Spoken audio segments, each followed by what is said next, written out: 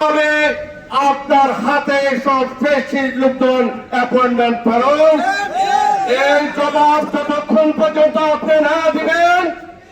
আমার বয়স হয়েছে, বহু অ্যাটর্নি জেনারেল আমি দেখেছি। এই অ্যাটর্নি জেনারেলের পদটা ছিল জাস্ট লাইক পীরের মতো।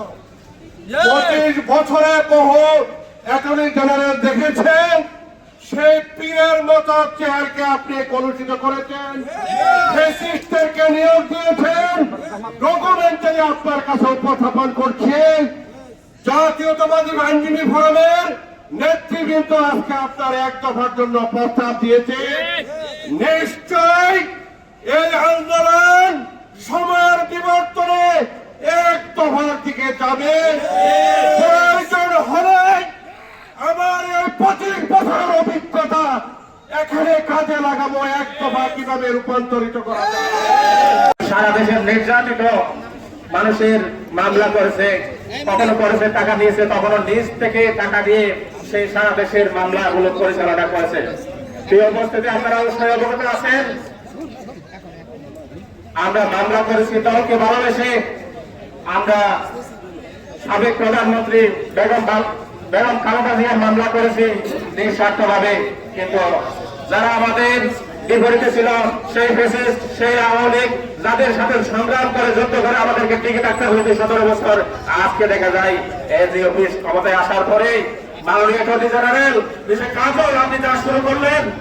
আমরা কাদের সাথে সংগ্রাম করলাম, আপনি কাদেরকে নিয়ে এজি অফিস পরিচালনার জন্য বসে আছেন। আমি আপনাকে স্পষ্ট বলে দিতে চাই, একটা ফ্যাসিস্ট যদি ওই এজি অফিসে থাকে, তাহলে তাকে নিচ্ছিন্ন করে না হওয়া পর্যন্ত আমাদের এই সংগ্রাম, এই আন্দোলন চলমান থাকবে।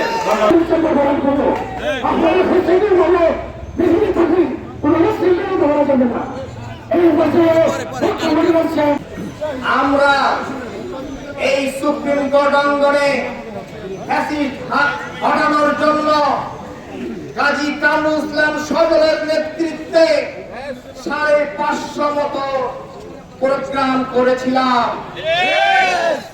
550 প্রোগ্রাম করার পরে আমরা সফল হয়েছিলাম ফ্যাসিস্টের নেত্রী শেখ হাসিনাকে বিতাড়িত করতে। কিন্তু কিছুদিন পরে দেখলাম শেখ হাসিনা চলে গেলেও তার আত্মা এখনো এই বাংলাদেশ থেকে যায়নি। সেই আত্মা ভর করেছে বাংলাদেশের বর্তমান প্রধান আইন কর্মকর্তা মাননীয় attorney general barrister Ruhul Quddus কাজলের উপরে। আজকে আমরা এই বঞ্চিত নিপীড়িত আইনজীবীরা আজকে তার বিরুদ্ধে অবস্থান নিতে বাধ্য হয়েছি। যদি এই মাননীয় অ্যাটর্নি জেনারেলকে এই পদে রাখা হয়, তাহলে বাংলাদেশে কিন্তু পুনরায় এই ফ্যাসিস্ট পুনঃস্থাপিত হবে। সুতরাং আমরা কোন মতে এই ফ্যাসিস্ট পুনঃস্থাপিত হতে দিতে পারি না। কারণ আমরা কিন্তু শুধু আন্দোলন সংগ্রাম করি নাই, এই 18 কোটি জনগণের, নিপীড়িত জনগণের মামলা মোকদ্দমাও কিন্তু পরিচালিত করেছিলাম। ভুলে যাবেন না, আমরা কিন্তু ফ্যাসিস্ট বিরোধী আন্দোলনের ট্রেনিং প্রাপ্ত যোদ্ধা। সুতরাং আপনার মতো ব্যারিস্টার রুহুল কুদ্দুস কাজলকে সরাতেও আমাদের কষ্ট হবে না। গতকালকে আপনার মিডিয়ায় বক্তব্য শুনলাম, এটা নিয়োগ দিয়েছে মাননীয় রাষ্ট্রপতি।